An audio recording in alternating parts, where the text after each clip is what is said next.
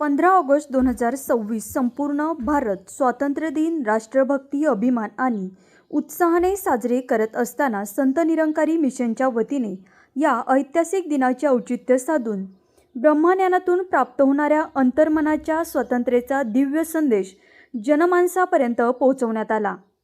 बाह्य बंधनातून मुक्त होणे म्हणजे खरी मुक्ती नव्हे। अज्ञान, अहंकार आणि भेदभाव यांपासून मुक्त होऊन आत्मबोध आणि परमात्मा बोधाची अनुभूती घेणे यातच खरी मुक्ती सामावलेली आहे। हा संदेश या पर्वातून अधोरेखित करण्यात आला।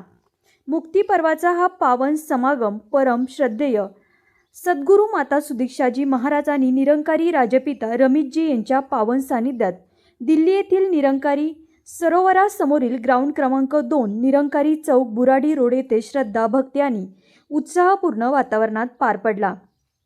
त्याचबरोबर घोडेगाव, जुन्नर, मंचर, नारेंगाव, निरगुडसर यांसह स्थानिक ब्रांचच्या वतीने आळेफाटा येथील संत निरंकारी सत्संग भवनमध्ये या निमित्त विशेष निरंकारी सत्संग समारोह देखील संपन्न झाला।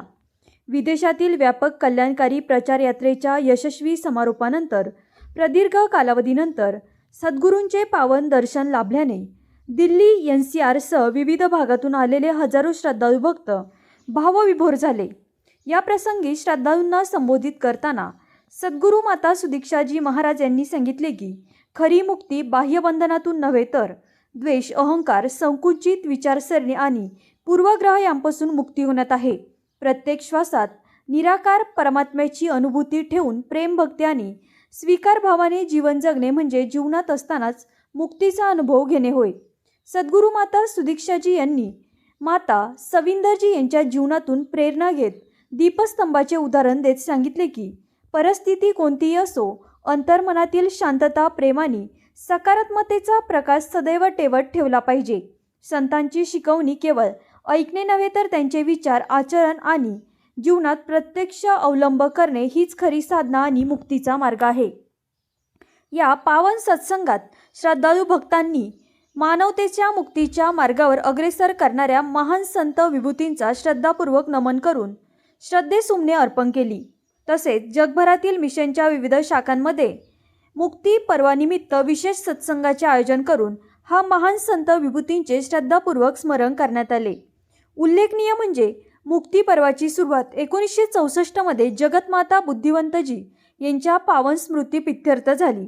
1969 मध्ये शहंशाह बाबा अवतार सिंहजी यांच्या ब्रह्मलीन होण्यानंतर हा दिवस शहंशाह जगत माता दिवस म्हणून श्रद्धापूर्वक साजरा केला जाऊ लागला। पुढे 1979 मध्ये संत निरंकारी मंडळाचे प्रथम प्रधान संत लाभसिंहजी यांच्या स्मृतीचाही या दिवसाशी संबंध जोडण्यात आला। तदोपरांत बाबा गुरबचन सिंहजी यांनी या दिवसाला मुक्ती पर्व म्हणून प्रतिष्ठित केले।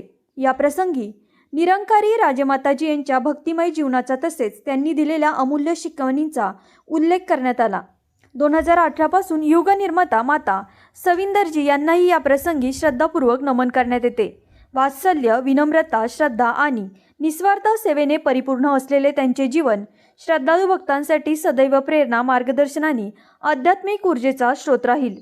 तसेच सद्गुरू माताजी यांनी हा पावन दिवस मिशन आणि मानवतेच्या सेवेसाठी तन, मन आणि जीवन निस्वार्थ भावनेने समर्पित करणाऱ्या सर्व अनन्य भक्त आणि समर्पित सेवादारांप्रती कृतज्ञता व श्रद्धा व्यक्त करण्याचे एक सशक्त माध्यम बनवले।